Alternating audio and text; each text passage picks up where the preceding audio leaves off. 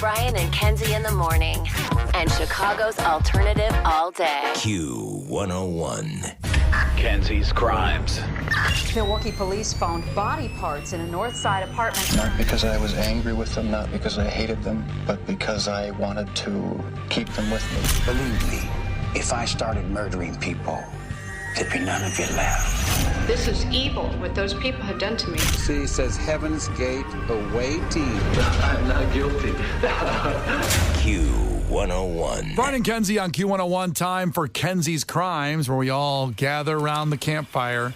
And Kenzie tells us a story of mystery and murder from our neighborhood, from Chicagoland, somewhere around here.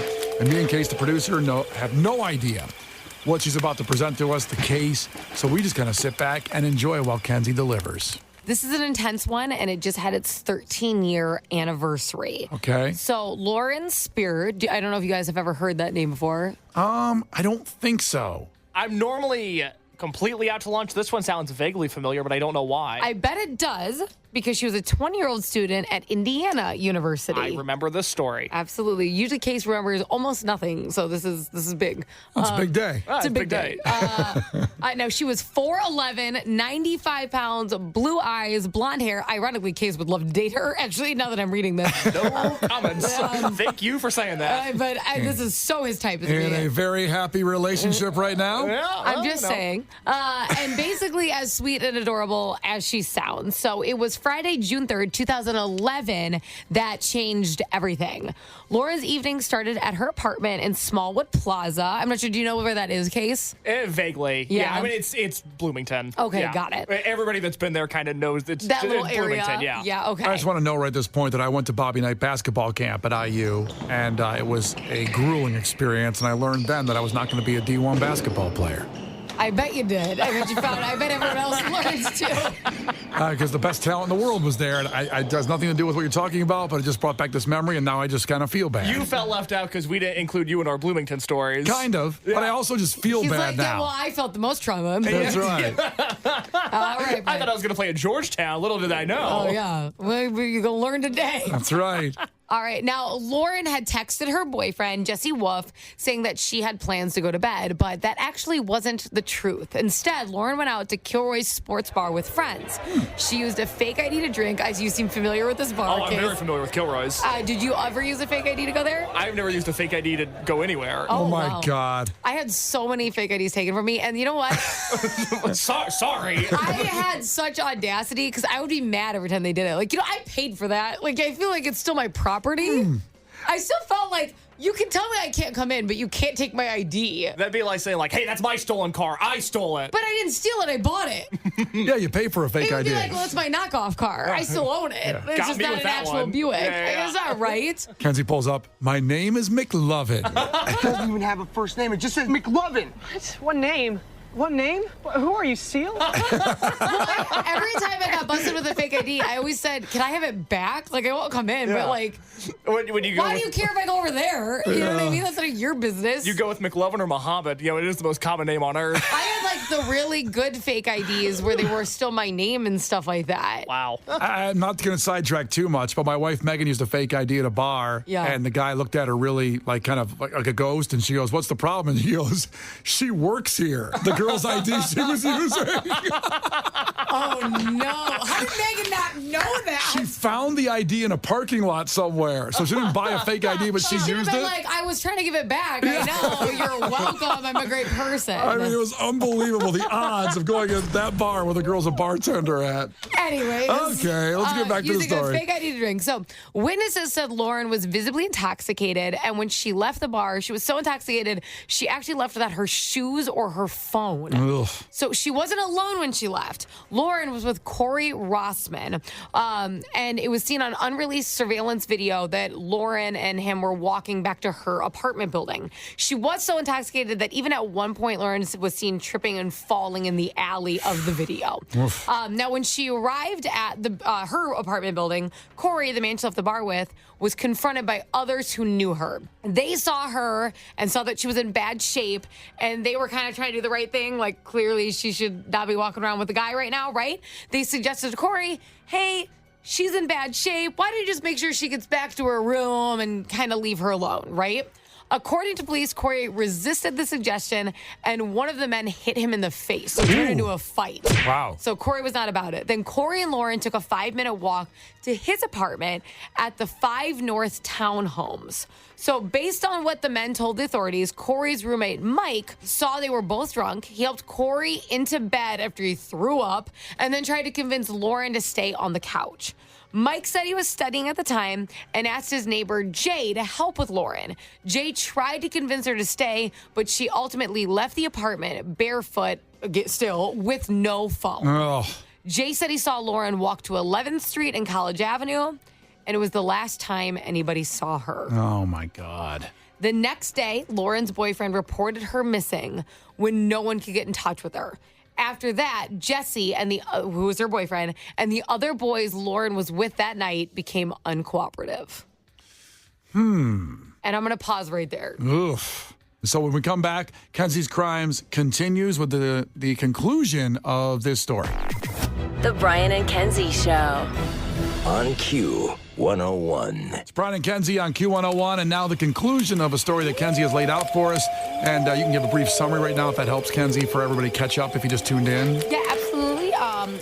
Lauren Spierer was an Indiana University student. She had told her boyfriend she was going to bed, but ended up at Kilroy's Sports Bar that night, which I think we've all had our friends, peer pressure us to going out. Oh, yeah. And so she ended up out that night, ended up very intoxicated, leaving with a man named Corey, ended up back at his apartment. The roommate of Corey himself, and then their neighbor, Jay. Also, they tried to convince Lauren to fall asleep, on the couch or on the floor because she was so intoxicated. She didn't take the advice and she left. The next day, Lauren's boyfriend, Jesse, and all the men that she interacted with that night became uncooperative after she was reported missing. Weird. So I got to hear what happens here. So after Jesse, that was her boyfriend, she was not with that night, right? Just as a reminder. So after Jesse reported her missing late that afternoon, it was reported that Jesse was saying over and over again, she's dead. I know she's dead, which didn't sit well with people because why would you know that? She's only been missing for a few hours when she was at a friend's house. So a lot of people, that was very unsettling. Multiple news reports said Jesse helped look for Lauren in the initial days after her disappearance, but then quickly left town. Jesse did, however, pass a privately administered lie detector test, though he declined to take one administered by the police. The private investigator hired by Lauren's family said he only spoke to Jesse one time. And this is a quote from the private investigator. He let his father run interference for him. I would uncover some information, and then I would get a call from Alan Wolf, Jesse Wolf's father, saying, where are you trying to go with this? What are you doing? How about you run it by me before you talk to him? He said he talked to all the men that were with Lauren that night, except for Corey. So he did get to speak with Jesse. He did get to speak with Jay. He did get to speak with Mike. But Corey, the one she left the bar with, never. He's never spoken with a private investigator. Corey called the police on the private investigator and his team when they tried to question him at the apartment, actually. The investigator said Corey Rossman has not been cooperative with us since day one. There has been vocalized frustration and dissatisfaction at the local police with their follow-through with Lauren's disappearance. Obviously, I'm not part of that, so I'm not going to call it out, but that has just been spoken by the family and things like that, and that is why they hired the private investigator to help move things along. And over the past few years, he has come up with what he thinks are 3 things that could have potentially happened. 1, possibly an opportunistic attack from someone who is walking around super drunk in a drunken state. Sure. Right? Another, he believes, is her boyfriend doing something out of jealousy. She said she was going to stay in. She ended up out, and she left the bar with another man. Yep. And obviously very suspicious that her boyfriend immediately left town. The father's gotten involved in the questioning. That is the second possibility. The third, and arguably, I would say, in my opinion from reading this story, I could really see happening after reading the background information, is Lauren's health got involved. So Lauren had a bad heart and obviously had been overserved that night, and she could have passed because of that. Spierer had a heart condition called QT syndrome that can lead to cardiac arrest. However, the men and their parents have maintained that they did nothing wrong and have cooperated with police, even though none of the men have been named as suspects. The private investigator believes that there is a chance that she was overserved, passed away after cardiac arrest, maybe at the friend's apartments. Yep. And then they were so fearful that they got rid of the body. So not necessarily ill intent from them. They weren't trying to kill her. Like, this could have been a health thing, but they got so scared that they would get pinned for it. And that's why there's been such weird communication. Corey won't respond, things like that. Now, we just had the anniversary, 13 years of her disappearance / potentially her passing. And her family posted a really powerful quote on Facebook. It said, "I recently heard the Spierer are tired, and I was offended. Thinking just the opposite. Upon reflection, I know that the person who made the statement meant we are tired of no movement, no answers, no substantial leads, no suspects. Personally, I am tired of begging the universe for answers that are not forthcoming. Those responsible are cunning and committed to each other to never give us Lauren's peace. Self-preservation trumps all, and I understand that. However, so many years ago, we made it possible to share information anonymously.